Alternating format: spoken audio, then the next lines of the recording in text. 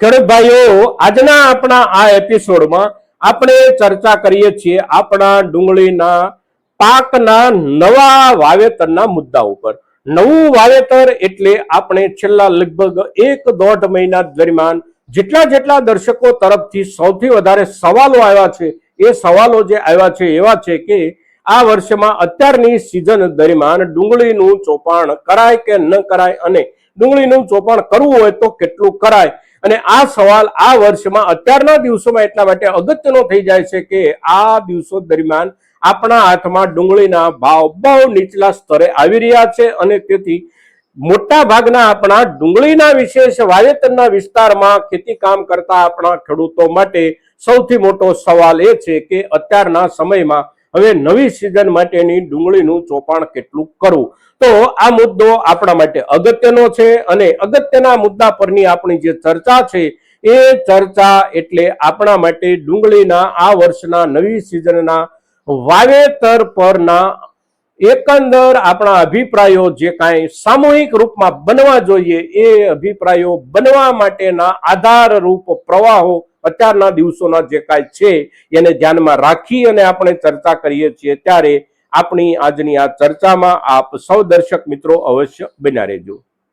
નમસ્કાર ખેડૂત મિત્રો, જય કિસાન, જય ભારત. ખેડૂત ભાઈઓ, આજની આપણી ચર્ચા એટલે ડુંગળીનું નવું ચોપાણ. આપણે જે વિસ્તારોમાં ડુંગળીનું મુખ્ય વાવેતર હોય છે એ વિસ્તારના ખેડૂતોએ કરવું કે ન કરવું, તો સૌથી પહેલો જવાબ એ કે બિલકુલ આપણે વાવેતર ન કરીએ એ યોગ્ય નથી આપણા માટે, કારણ કે બજાર નીચું પણ જઈ શકે અને બજાર ઊંચું પણ જઈ શકે. પણ કેટલું વાવેતર કરવું, તો કેટલું વાવેતર કરવું એનો જવાબ આપણે અવશ્ય ગોતવાનો રહે છે, અને એનો જવાબ ગોતતા પહેલા આપણે વિચારવાનું એ છે કે આ વર્ષમાં ડુંગળી એકંદર કેટલી પાકી અને આવી શકે જ્યારે આપણો પાક તૈયાર થાય ત્યારે, અને એ જે ડુંગળી પાકીને આવવાની હોય દેશના બીજા અલગ અલગ વિસ્તારોમાંથી, એની અસર આપણા ડુંગળીના બજાર પર કેવી થઈ શકે. તો અત્યારના દિવસોમાં આપણે જોઈએ તો જે ભાવથી આપણે ડુંગળી વેચી રહ્યા છીએ એ ભાવ તરફ એક નજર નાખીએ તો સામાન્ય રૂપમાં આપણી ડુંગળી વેચાઈ રહી છે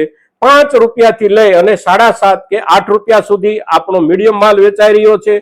ત્યાર પછી 8 રૂપિયાથી લઈ અને 10 રૂપિયા આપણી સારી ક્વોલિટી વેચાઈ રહી છે, અને સારામાં સારી ક્વોલિટી આપણી 10 રૂપિયાથી 12 રૂપિયા, અને સુપર બેસ્ટ ક્વોલિટી એટલે 12 રૂપિયાથી 14 રૂપિયા. એનાથી ઉપર આપણને લગભગ કોઈ ખેડૂતને ભાવ નથી મળતો. પછી ગમે તેવી સાચવેલી હોય, ગમે તેટલી કાળજીથી એમાં બગાડ ન બેસવા દેવામાં આવ્યો હોય, અને સંપૂર્ણપણે બગાડ વિનાનો આપણો ડુંગળીનો પાક અત્યારે આપણે બજારમાં લઈને જઈએ છીએ તો પણ એના ભાવ આપણને આનાથી ઉપર નથી મળતા.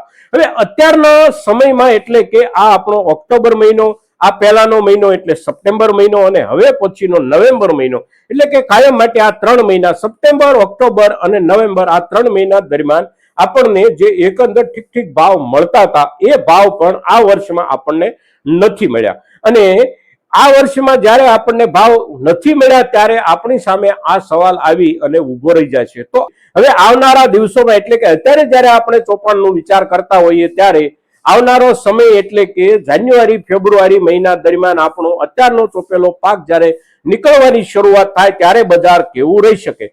તો એ વખતે બજાર કેવું રહી શકે એના જવાબ માટે આપણે વિચારવાનું રહે છે નવું ચોપાણ હવે બાકીના વિસ્તારોમાં કેટલું થઈ શકે. તો બાકીના વિસ્તારોમાં નવા ચોપાણમાં કદાચ થોડો ઘટાડો અવશ્ય થઈ શકે, આપણે ત્યાં પણ થશે, કારણ કે અત્યારે ભાવનું લેવલ ખૂબ નીચું છે અને નીચા લેવલના કારણે નવું ચોપાણ પણ ઓછું થઈ રહ્યું છે.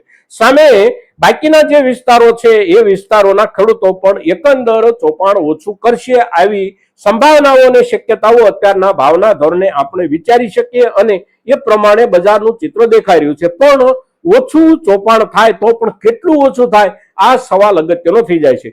ઘણું બધું ચોપાણ ઓછું થાય તો જ નવી સિઝનમાં ભાવોમાં થોડો ઘણો વિશેષ પ્રમાણમાં સુધારો મળવાની સંભાવના બને.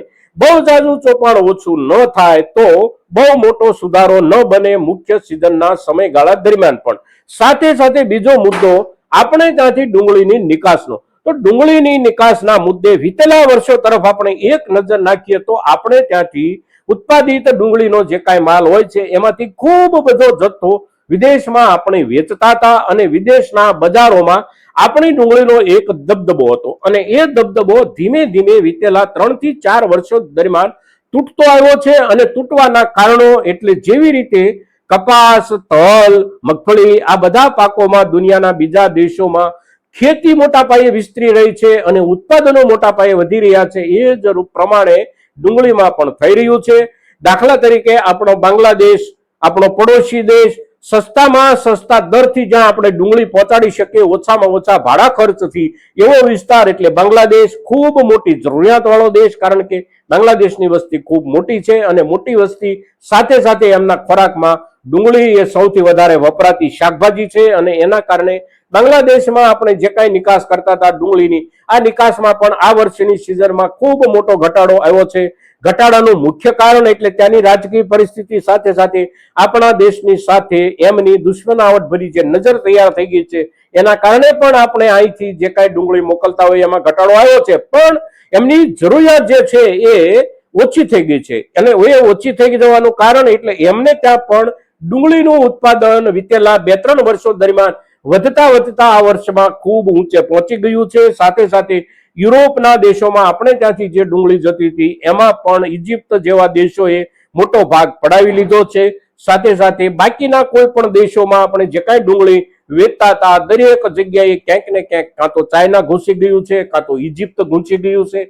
પરિણામે આપણી ડુંગળીનો પાક સંપૂર્ણપણે નિકાસ ફ્રી હોવા છતાં પણ દુનિયાના કોઈ દેશોમાં મોટા પાયે વેપાર આ વર્ષની સિઝનમાં નથી થયો અને આ બધા જ દેશોની પોતપોતાની જરૂરિયાત જુદા જુદા દેશોમાંથી આવતી ડુંગળીઓના કારણે આવતી સિઝનમાં પણ સચવાઈ જઈ શકે છે અને એમની જરૂરિયાત બાકીના દેશો તરફથી આવતી ડુંગળીથી જો સચવાઈ જાય તો આપણી ડુંગળીની નિકાસ પર આ વર્ષમાં જેવી અસર થઈ એવી જ અસર આવનારી સિઝનમાં પણ થઈ શકે છે.